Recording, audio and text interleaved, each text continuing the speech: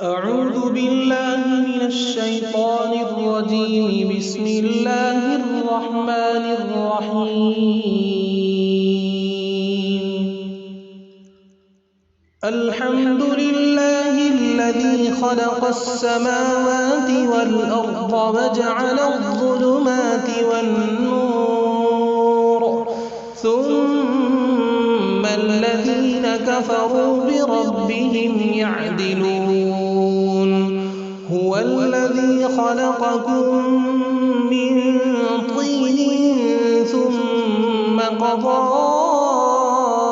أجلا وأجل مسمى عنده ثم أنتم تمترون وهو الله في السماوات وفي الأرض يعلم سركم وجهركم ويعلم ما تكسبون وما تأتيهم من آية من آيات ربهم إلا كانوا عنها معرضين فقد كذبوا بالحق لما جاءهم فسوف يأتيهم أنباء ما كانوا به يستهزئون ألم يروا كم أهلكنا من قبلهم من قرن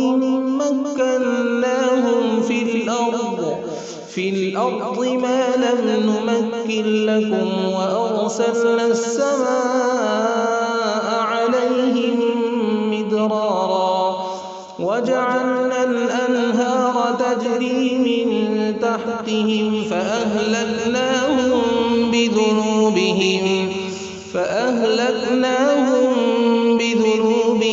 وأنشأنا من بعدهم قرنا آخرين ولو نزلنا عليك كتابا في قرطاس فلمسوه بأيديهم لقال الذين كفروا إن هذا إلا سحر مبين وقالوا لولا أنزل عليه ملك ولو أنزلنا ملكا لقضي الأمر ثم لا ينظرون صدق الله العظيم بسم اللہ الرحمن الرحیم۔ محترم ناظرین کرام، السلام علیکم ورحمۃ اللہ وبرکاتہ۔ آج حافظ صاحب نے چھٹی تراویح سنائی ہے۔ قاری نعیم صاحب نے جو تلاوت کی ہے اس تلاوت کا خلاصہ آج ہم آپ کے سامنے بیان کر رہے ہیں۔ چنانچہ آج کا بیان 7ویں پارے کے ربع سے 8ویں پارے کے نصف تک کی تلاوت پر مبنی ہے۔ اللہ تعالیٰ حضرت عیسیٰ علیہ السلام سے فرمائیں گے کہ میں نے تم کو کس طرح پیدا کیا اور پھر کیسے کیسے معجزے تم کو عطا کیے اور کیسی کیسی نعمتیں تم کو اور تمہاری ماں کو دی اور کس طرح تمہاری قوم کو نوازا۔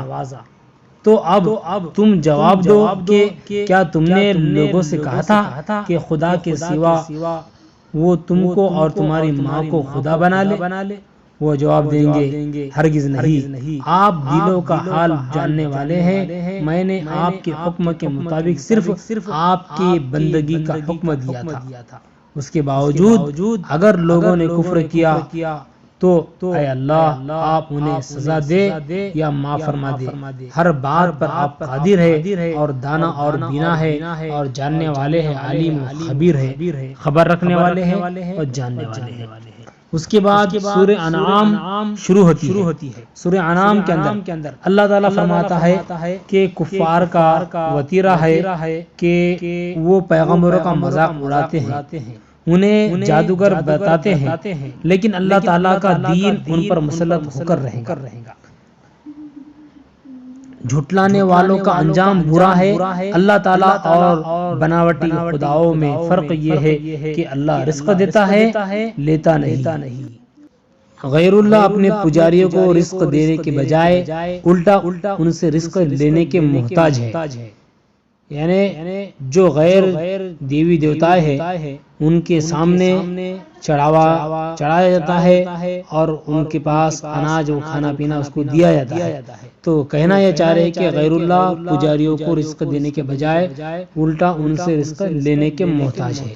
اللہ تعالیٰ حضور صلی اللہ علیہ وسلم سے ارشاد فرماتے ہیں کہ کافروں کی روگردانی سے پریشان نہ ہو بلکہ صبر کرے، اللہ تعالیٰ کی مدد ضرور آپ کو پہنچیں گی۔ ارشاد باری تعالیٰ ہے کہ کسی کے اعمال کی جواب دہی دوسرے پر نہیں، جو انسان جیسا کرے گا ویسا بھرے گا، اور ہر انسان کو اپنے اعمال کا ہی حساب دینا پڑے گا، کسی اور کے اعمال کا حساب اسے نہیں دینا پڑے گا۔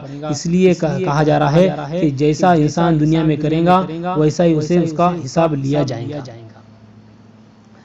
ہر شخص اپنے اعمال کا جواب دہ ہوگا۔ کافروں کا اپنا انجام معلوم ہو جائے گا۔ اللہ تعالیٰ جس دن حشر برپا فرمائیں گے اس دن بادشاہی صرف اسی کی ہوگی، وہ دانا ہے اور باخبر ہے، وہ جانتا ہے اور وہ خبر رکھنے والا ہے، وہ علیم ہے، وہ خبیر ہے۔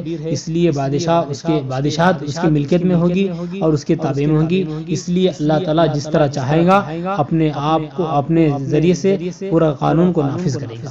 اللہ تعالیٰ حضرت ابراہیم علیہ السلام کی معرفت حق حاصل کرنے کا طریقہ بیان کر کے ارشاد فرماتا ہے کہ اے اہل قریش، جس طرح آج اپنے پیغمبر کو جھٹلا رہے ہو اسی طرح حضرت ابراہیم علیہ السلام کی قوم نے بھی ان کا انکار کیا تھا۔ جس کا انجام برا ہوا اسی طرح تمہارا انجام بھی برا ہوگا۔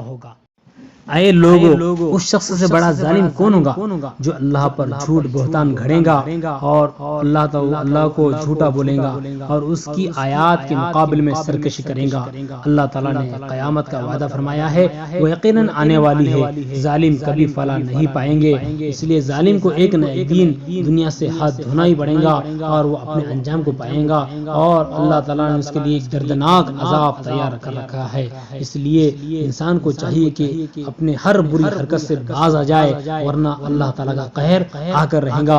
ان بطش ربک لشدید، کہ اللہ کی پکڑ بہت سخت ہے۔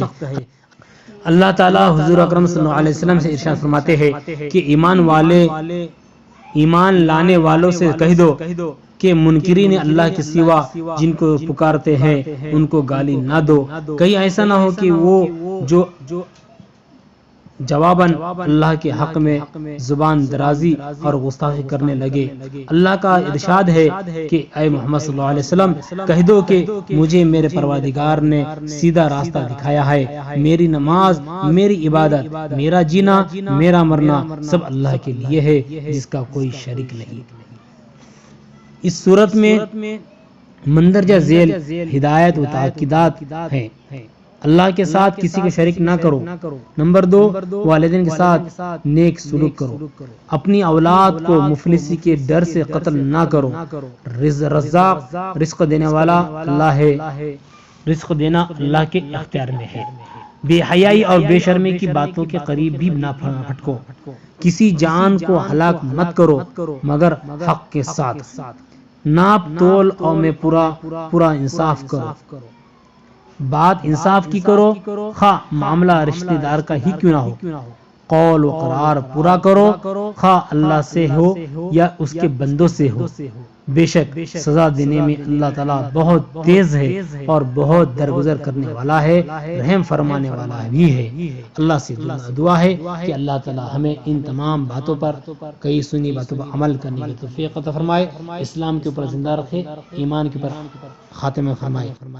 وصلی اللہ وسلم علی نبینا محمد وعلی آلہ واصحابہ اجمعین۔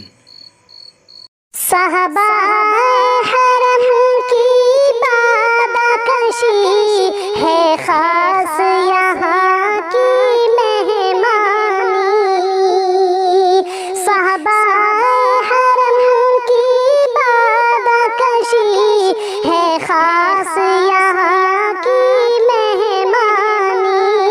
اس بزم میں ہے دیوبند کی لے، اس بزم میں ہے دیوبند بزم ہے بزم